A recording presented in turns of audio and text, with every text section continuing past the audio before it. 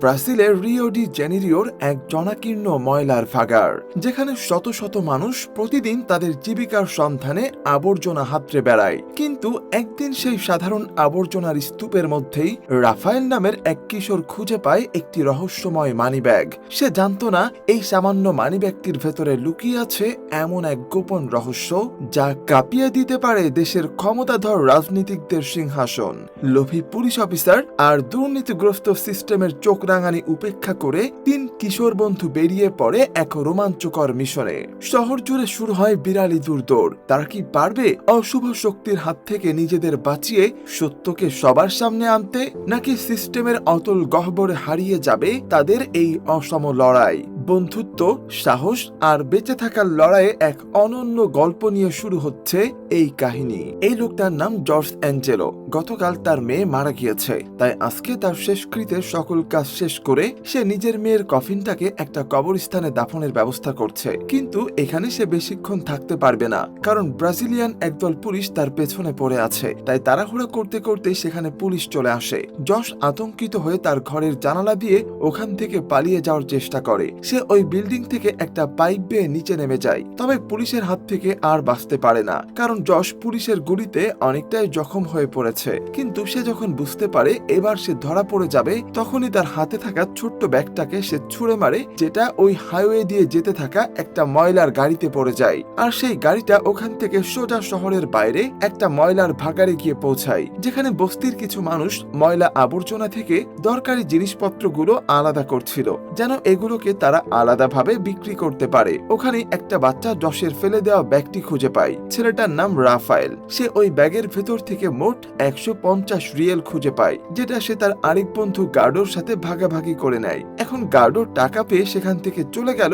Rafael এর ভেতরে একটা আইডি কার্ড খুঁজে পায়, যেখানে জশের নাম লেখা আছে। সাথে টুকটাক আরো কিছু জিনিসের পাশাপাশি একটা চাবিও খুঁজে পায়। কিন্তু এই চাবিটা কোনো স্বাভাবিক চাবি না, এটা খুবই অদ্ভুত একটা চাবি। কিন্তু এটাকে কোথায় ব্যবহার করতে হবে রাফায়েল এটা জানে না। এই ছোট্ট ব্যাগের ভেতরে টুকিটাকি এত কিছু কেন আছে এটা সে বুঝতে পারে না। তাই ব্যাগটাকে রাফায়েল নিজের সাথে করে নিয়ে চার্চে চলে যায়। এই চার্চেই তারা ছোট থেকে বড় হয়েছে। আমাদের দেশে যেরকম এতিম বাচ্চাদের জন্য মাদ্রাসা তৈরি হয়, সেরকমই ব্রাজিলে এই অঞ্চলটায় এরকম চার্চে এতিম বাচ্চারা থাকে, যেখানে অলিভিয়া নামক একটা মেয়ে প্রতিদিন সেই এতিম বাচ্চাদেরকে বিনামূল্যে লেখাপড়া শেখাতে আসে। তবে কিছুদিন পরেই ওখানে অনেকগুলো পুলিশের গাড়ি চলে আসে। আর বুঝতেই পারছেন তারা এখানে কেন এসেছে। সেখানে পুলিশের লোকেরা ওখানকার প্রত্যেকটা লোককে জেরা করে। তারা বলে যে তারা একটা মানি ব্যাগ খুঁজছে, যে ওটাকে খুঁজে আনতে পারবে তাকে 1000 রিয়েল পুরস্কার দেয়া হবে। যেটা জানতে পেরে রাফায়েল আর গার্ডো কিছুটা অবাক হয়।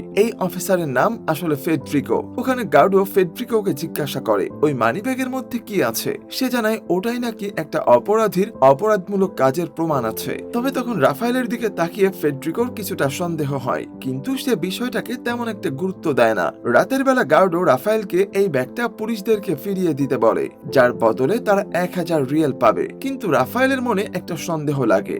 সামান্য একটা মানি ব্যাগের জন্য কেউ অবশ্যই 1000 রিয়েল দেবে না। এখানে হয়তো অন্য কোনো রহস্য আছে, অর্থাৎ অবশ্যই এখানে বেশি দরকারি কিছু একটা আছে। তাই বিষয়টা সম্পর্কে জানতে রাফায়েল ব্যাগটা নিজের কাছেই রেখে দিতে চায়। কিন্তু যেহেতু আজকে ফেডরিকো রাফায়েলকে দেখে কিছুটা সন্দেহ করেছে, তাই এই ব্যাগটাকে নিজের কাছে রাখাটা এখন হয়তো নিরাপদ হবে না। তখনই দুজনে বের হয়ে যায় তাদের বন্ধু রেতুর সাথে দেখা করতে।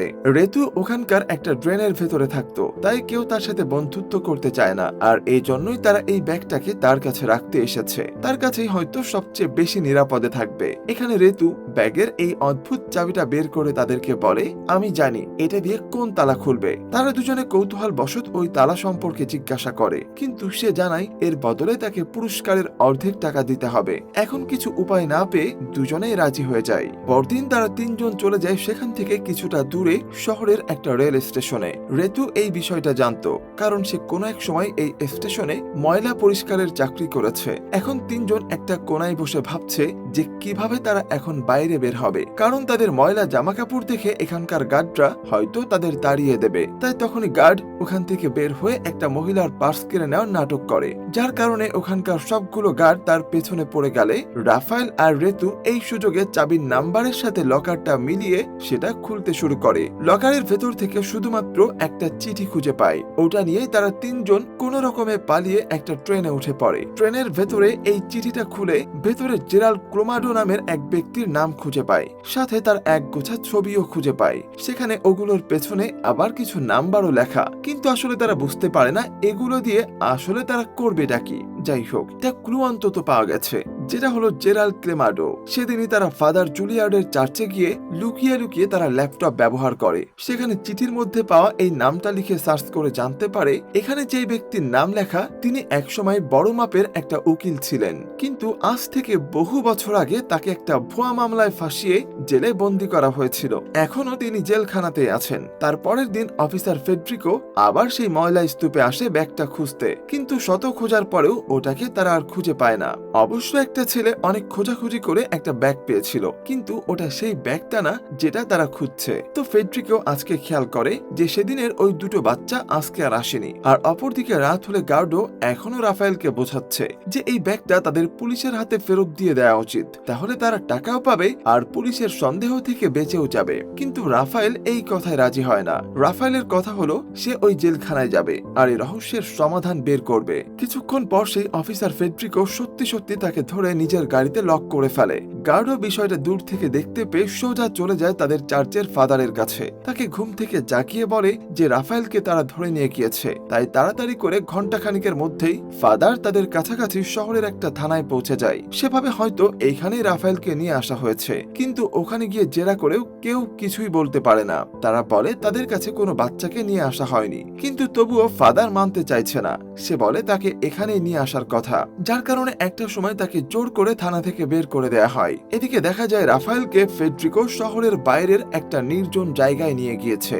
সেখানে তার মাথায় কাপড় পেঁচিয়ে তার হাত পা বেঁধে তাকে গাড়ির ভেতরে রাখা হয়। তারপর সেই গাড়িটাকে বেপরোয়াভাবে ড্রিফট করানো হয়, যার কারণে হাত পা বাঁধা অবস্থায় রাফায়েল গাড়ির শক্ত জায়গায় ধাক্কা খেয়ে রক্তাক্ত হতে শুরু করে। এইভাবে অনেকক্ষণ ড্রিফট করার পর অবশেষে রক্তাক্ত রাফায়েলকে মাথা থেকে কাপড়টা সরানো হয়। ফেডরিকো তাকে জিজ্ঞাসা করে, এবার বল এই ব্যাগের ভেতর আসলে কি ছিল? রাফায়েল তাকে বলে এই ব্যাগের ভেতরে ছিল শুধুমাত্র 300 রিয়েল, আর কিছুই ছিল না। কিন্তু ফেডরিকো তার কথা বিশ্বাসই করে না। সে আবারও তাকে জিজ্ঞেস করে, সত্যি করে বল ওই ব্যাগে অবশ্যই কিছু ছিল, না হলে তুই অবশ্যই আমাদের কাছ থেকে এটা লুকাতে না। কিন্তু তবুও রাফায়েল কিছুই বলে না, যার কারণে একসময় ফেডরিকো রাফায়েলকে শুট করার অর্ডার দিয়ে চলে যায়। কিন্তু সেই অফিসার রাফায়েলের মাসুম চেহারা দেখে তাকে আর শুট করতে পারে না, বরং সে একটা ফাঁকা গুলি করে ফেরত চলে যায়। পরদিন সকালে রাফায়েল কোন রকমে সেই বস্তিতে গিয়ে পৌঁছায়। সেখানে ফাদার তাকে ভেতরে নিয়ে গিয়ে প্রাথমিক চিকিৎসা দিতে শুরু করেন। তিনি তাদের তিনজনকে বোঝান, তোমরা কেন তাদের সাথে শত্রুতা করছো? ব্যাগটা তাদেরকে দিয়ে দিলেই তো পারো, না হলে এবার তো ছেড়ে দিয়েছে, কিন্তু পরের বার যদি পায় তাহলে আর তোমাদেরকে জীবিত ছাড়বে না। কিন্তু রাফায়েল একদম জেদ ধরে বসে আছে। সে কোনোভাবেই এই ব্যাগ ফেরত দেবে না, বরং সে জেলখানায় যাবে সেই জেরাল্ড ক্লেমাডোর সাথে দেখা করতে। কিন্তু তাদেরকে তো জেলখানার ভেতরে যেতে দেওয়া হবে না। তখন গার্ডো একটা উপায় বের করে। তারা তিনজনে মিলে অলিভিয়ার সাথে দেখা করে। সেখানে অলিভিয়াকে তারা একটা বানানো গল্প শোনায়। গার্ডোর নাকি একজন দাদা ছিল, তিনি একজন নামকরা উকিল ছিলেন, কিন্তু তারপর একটা ভুয়া মামলাতে তাকে জেলখানায় পাঠিয়ে দেওয়া হয়েছে। এখন রাফায়েল যে ঝামেলায় ফেসে গিয়েছে সেখান থেকে তাকে একমাত্র তার দাদাই উদ্ধার করতে পারবে। তাই অলিভিয়া যেন রাফায়েলের সাহায্য করে। অলিভিয়ার প্রশ্ন যে আমি কিভাবে সাহায্য করব? তখন গার্ডো বলে যে অলিভিয়া যেহেতু একজন আমেরিকান, তাই সে একটু বেশি সুযোগ সুবিধা পাবে, কারণ এই দেশে আমেরিকানদের একটু আলাদাভাবে দেখা হয়। অলিভিয়া রাজি হয়ে যায়। এরপর রাফায়েল বলতে শুরু করে যে অফিসার ফেডরিকোর মুখে সান্টোস নামের এক ব্যক্তির কথা সে শুনেছে। সান্টোস নামটা শুনেই রেতু বলে ওঠে, আরে আমি তো ওনাকে চিনি, উনি তো একজন বড় মাপের রাজনীতিবিদ, সামনে হয়তোবা তিনি আমাদের এলাকার মেয়র হবেন। তাই এবার রাফায়েলের পরবর্তী গন্তব্য হলো সান্টোস সম্পর্কে বিস্তারিত জানা। পরদিন গার্ডো অলিভিয়ার সাথে জেলখানার উদ্দেশ্যে রওনা হয়। অপরদিকে রাফায়েল রেতুকে নিয়ে সমুদ্রের তীরের দিকে যেতে শুরু করে, কারণ সেই রাজনীতিবিদের বাড়ি নাকি ওখানেই। তারা দুজনে লুকিয়ে লুকিয়ে সেই সান্টোসের বাড়ির পেছন দিয়ে কোন রকমে বাড়ির ভেতরে ঢোকার চেষ্টা করে, কিন্তু একসময় ভেতরে ঢোকার পরপরই একটা কুকুরের কারণে তারা দুজন ওই বাগানের মালির কাছে ধরা পড়ে যায়। ধরা যাওয়ার পর তারা দুজনে বলে ওঠে যে আমরা শুধুমাত্র ফল চুরি করার জন্য এখানে এসেছিলাম। যা শুনে সেও বিশ্বাস করে নেয়, কারণ এই ছোট্ট বাচ্চারা তো আর রাজনীতি নিয়ে কিছু বোঝে না। অপরদিকে অলিভিয়া গার্ডোকে নিয়ে অবশেষে সেই জেলখানায় পৌঁছায়। একদম শেষে উকিল জেরাল্ড ক্লেমারোর সাথে তার দেখা হয়, কিন্তু ক্লেমারো তাকে চিনতে পারে না, না চেনারই কথা, কারণ পুরো ঘটনাটাই আসলে মিথ্যা ছিল। তখন কথা ঘুরিয়ে গার্ডো জশ অ্যাঞ্জেলার কথা তার সামনে তুলে ধরে। তখনই ক্লেমারোর চেহারাটাই বদলে যায়। সে বলে, এটা তো আমার ভাইয়ের ছেলে, তুমি তার নাম কিভাবে জানলে? তখনই গার্ডো তাকে সেই মেসেজের কথাগুলো বলতে শুরু করে, যেগুলো সেই স্টেশন থেকে পাওয়া চিঠিটায় লেখা ছিল। সেখানে লেখা ছিল, আপনি যতক্ষণে আমার চিঠিটা পেয়েছেন ততক্ষণে আমি হয়তো বেঁচে নেই, কিন্তু আমি এটা বলতে পারি যে আপনার স্বপ্ন পূরণ হতে চলেছে। যারা আপনাকে মিথ্যা মামলায় ফাঁসিয়েছে তারা আসবে আপনার জায়গায়, সেই ব্যবস্থা আমি করে দিয়েছি, তাই আরেকটু ধৈর্য ধরবেন। এতে জশ অ্যাঞ্জেলোর কথা শুনে সে কিছুটা আবেগপ্রবণ হয়। তখনই আবার তাকে জিজ্ঞাসা করে, এই কথাগুলো বাদে আরো কিছু পেছনে লেখা ছিল? তখন গার্ডও জানায় যে পেছনে আরো কিছু নাম্বার লেখা ছিল। সে তখন জেলারকে বলে তার বাইবেলটাকে এদের হাতে দিয়ে দিতে, কিন্তু জেলার জানায় যে তাদের দেখা করার সময় শেষ হয়ে গেছে, তাই আগামীকাল আবার আসতে হবে। ক্লেমারো গার্ডোকে বুঝিয়ে দেয়, আগামীকাল এসে বাইবেলটা নিয়ে যেও, আর তোমার পাওয়া নাম্বার অনুযায়ী বাইবেলের পৃষ্ঠা নাম্বার, অধ্যায় নাম্বার আর লাইন নাম্বার মিলাবে। সেখান থেকে তুমি একটা মজার তথ্য পাবে, আর সেটাই হবে তোমার পরবর্তী গন্তব্য। পরবর্তীতে গার্ডো যখন জেলারের কাছে এই বাইবেলটা সম্পর্কে জিজ্ঞাসা করে, তখন সে জানিয়ে দেয় এটাকে নিতে হলে 1000 রিয়েল দিতে হবে। অপরদিকে রাফায়েল আর রেতুর সাথে ওই বাগানের মালির বন্ধুত্ব হয়ে যায়। কথায় কথায় রাফায়েল তাকে জিজ্ঞাসা করে, আপনাদের বস এত রেগে থাকে কেন? তখন সেই মালিক জানায় ওনার একটা গুরুত্বপূর্ণ জিনিস হারিয়ে গেছে। তখনই রাফায়েল বলে ওঠে, কি মানি ব্যাগ? কিন্তু সেই মালি তখন হাসি দিয়ে বলে ওঠে, আরে 100 কোটি রিয়েল কি আর মানি ব্যাগে ধরে? কথায় কথায় জশ অ্যাঞ্জেলোর নামটা চলে আসে। তার কথায় ঘটনার কিছুটা পেছনে যেতে হয়, যেখানে জশ অ্যাঞ্জেলো ছিল সান্টোসের ডান হাত। তার সকল কালো টাকার হিসাব জশের কাছেই থাকতো।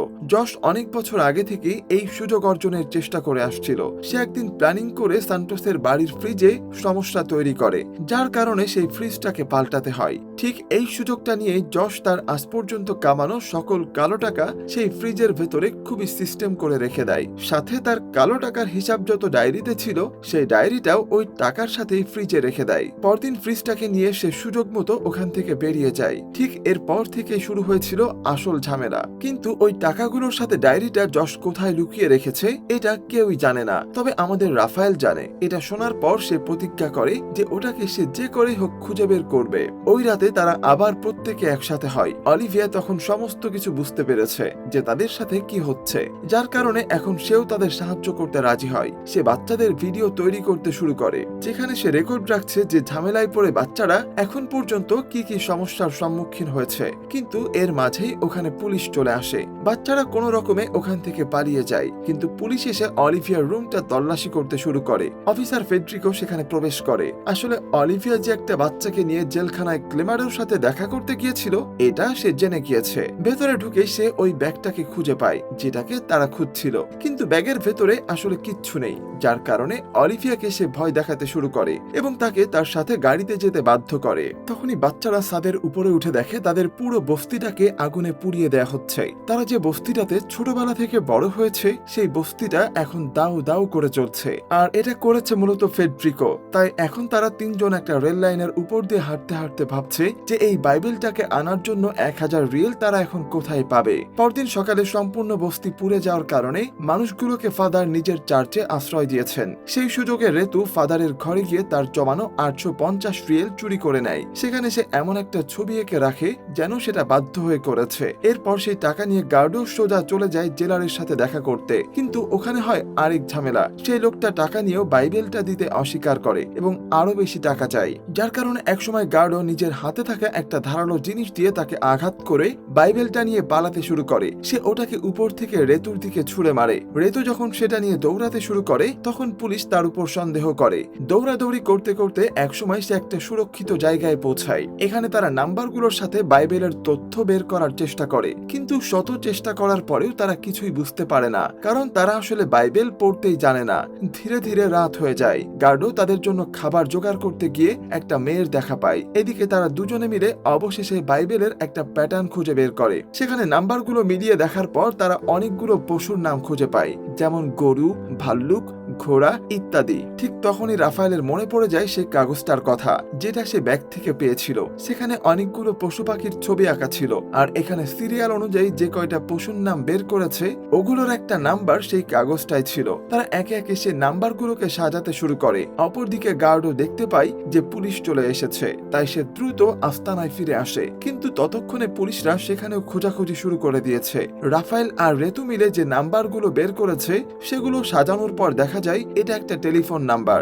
বাধ্য হয়ে সবকিছু ওখানে রেখে তাদের পালিয়ে যেতে হয়। লাস্টবারের জন্য রাফায়েল সেই নাম্বারটা মুখস্থ করে নেয়। পুলিশ তাদের ধরার আগেই তারা তিনজন দেয়াল বেয়ে লাফিয়ে অনেকটা দূরে চলে যায়। তবুও পুলিশের হাত থেকে তারা রেহাই পায় না। শেষ মুহূর্তে পুলিশ তাদেরকে দেখেই ফেলে। তারা আবারও পালাতে শুরু করে। তখন একটু আগের সেই মেয়েটা সামনে চলে আসে এবং তাদেরকে সাহায্য করার কথা বলে। তারা মেয়েটার সাথে যেতে শুরু করে। মেয়েটা তার কিছু বাইকার বন্ধুদের বুঝিয়ে দেয় যে ওদের তিনজনকে পুলিশের হাত থেকে বাঁচিয়ে শহরের বাইরে দিয়ে আসতে হবে, তাই তারা এই যাত্রায় বেঁচে যায়। অপরদিকে ফেডরিকো সেই আস্তানায় চলে আসে যেখানে তারা ওই নাম্বারটা লিখে রেখেছিল। তারা তিনজন শহরের বাইরে একটা টেলিফোন বুথ থেকে ওই নাম্বারে কল করে। ঠিক একই সময় ফেডরিকো একই নাম্বারে কল করে, কিন্তু রাফায়েল আগে কল করায় ফেডরিকো কল ওয়েটিং এ পায়। রাফায়েল জানতে পারে নাম্বারটা শহর থেকে কিছুটা দূরের একটা কবরস্থানের। সেখানে পৌঁছে তারা তিনজন ভেতরে ঢোকে। তখনই রাফায়েলের সামনে একটা কবরের নাম চলে আসে, প্রিয়া অ্যাঞ্জেলো। ওখানে যে ছবিটা লাগানো ছিল এটা দেখেই সে চিনতে পারে